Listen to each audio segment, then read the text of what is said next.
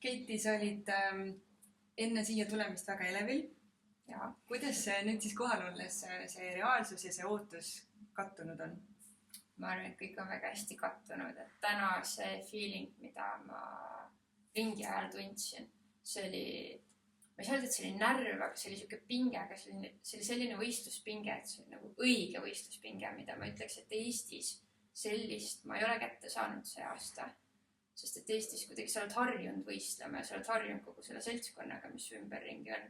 Nüüd oli kõik nagu nii uus ja ikkagi nii palju professionaalsem, et see oli väga lahe. Nagu tundsin, et ma täiega tahan mängida, ma tahan seda tunnet tunda, et väga-väga lahe. Kas need, kes sul puulis olid kuidagi sinu jaoks ka, kas nüüd just eeskujud, aga sellised, ütleme, tasemel mängijad, kellega ongi võib-olla natuke rohkem seda närvi või elevust? Ja no üks puulikaaslane oli meie enda Madli, kes muidugi Eestis väga heal tasemel mängija. Ja siis oli UK-st üks väga hea mängija, keda ma varem ei teadnudki, aga tal olid väga head visked. Ja siis oli Henna Soomest, et tema on ju Euroopa kindlasti üks parimaid mängijaid. Ja mul oli väga hea meel, et mul oli võimalus temaga koos mängida, tema viskeid vaadata ja ta oli hästi tore, et hakkas meiega ise kohe rääkima ka. Et väga tore oli. Kas õppisid temalt midagi? Ma vist seda ei saa öelda. Et ma nii pingsalt nagu ei keskendunud tema mängule, ma lihtsalt jäi silma see, et ta viskab hästi kaugele. Kui sa võtad kokkuvõtvalt oma tänase mängu kokku, siis kuidas kommenteerid?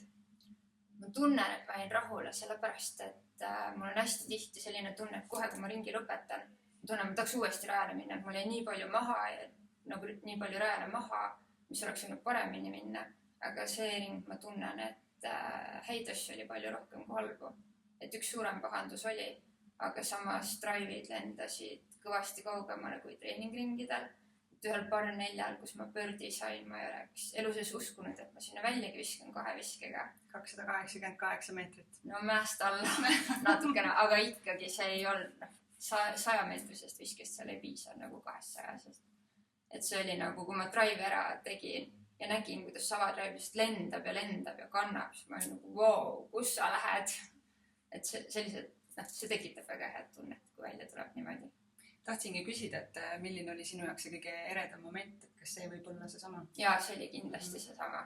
Et esimene avadrive oli hea, lähenemine oli väga hea, aga selline üleminev tuli õigel ajal tagasi ja siis jäi veel siuke 7-8 meetrine putt, mis oli mul tolleks ajaks ringi ajaks, siis teine birdie putt, esimese ma olin mööda pannud.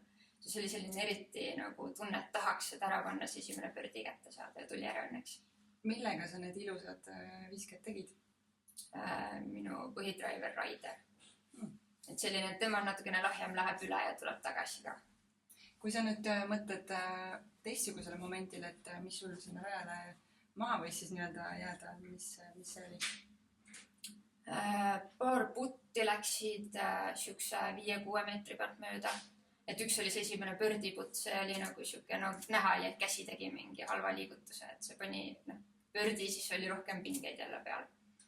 Ja 2 putti olid veel siukse, mis läksid natukene vasakule kittidesse ja kohe mööda, et siukest otsest shank putti ei olnud. Aga siis tuleb see 12. rada.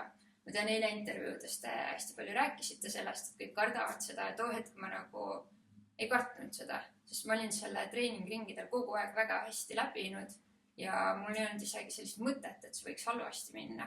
Aga avadrive jäi natukene kitsaks, sain seal suht kurvis esimesed puud, siis ei saanud head placement ja ikkagi tegin 3. viskega siis placement, et juba pougit ise minna kindlalt mängima. Aga see, millega ma siis läksin üle viskama, see natukene lühikeseks, pluss ta sai seal puu, mis lõi ta OB-sse ja siis tuli 7 sealt. Et see on nagu natukene palju, aga ma arvan, et homme ma olen sellel rajal hoolikam ja üritan seda viga vältida, mis ma täna tegin. Nii palju, kui ma olen täna siin ringi käinud ja ka teiste riikide esindajatega rääkinud või kuulnud ka kogemata vestlusi pealt, siis see 12 korv on kõigile siuke pinnuks silmas, nii et kindlasti ei maksa öelda kuidagi muretsema jääda selle pärast, aga ma loodan, et sul läheb see järgmistel ringidel palju-palju paremini. Mis kell sa homme peale lähed? Oled sa juba saanud ajad? Vist? Jaa, me saime, aga ma ei mäleta isegi. Vist oli 11 äkki. 11? Jah, 11.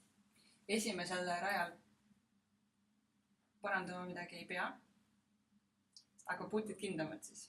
Ja natukene lühikeseks jäi, kuigi ma viskasin Kristini pure seal ja mul gameplan oligi natukene paremal, et ta läheks natuke ruumi vasakule, et ta kindlasti OBS-i läheks. Minust see mängib ikkagi suht nagu saare rada, sest et need, kes üritavad greenile visata, siis seal on ikkagi põhimõtteliselt ümber ja nii kui sa eksid, sa ei saa OB-d mängida, vaid sa lähed dropperisse. Aga minu eesmärk on ikkagi korvi alla visata. Täna lihtsalt vist jäi natukene madalaks, et sellepärast jäi lühikeseks. Aga no esimene putt, ma olin vist mingi 15 meetri peal, ma mõtlesin, kas üldse lähen seda puttima. Kui ma panen esimesel selle jump puti kuskile pikaks või midagi, siis see comebacker on väga raske just esimesel rajal. Aga siis ma paningi harkputiga sellise poolkõva, et äkki läheb, siis äkki ei lähe. Mis su tulemuseks täna jäi siis lõpuks? +2. +2, 5. koht. Väga hea tulemus. Keiti, soovin sulle homseks palju edu ja veel rohkem edu järgmisteks päevadeks. Kindlasti teed 4 ringi, selles ei kahtle, ma arvan, keegi ja loodame ikka väga kõrget kohta. Suur aitäh!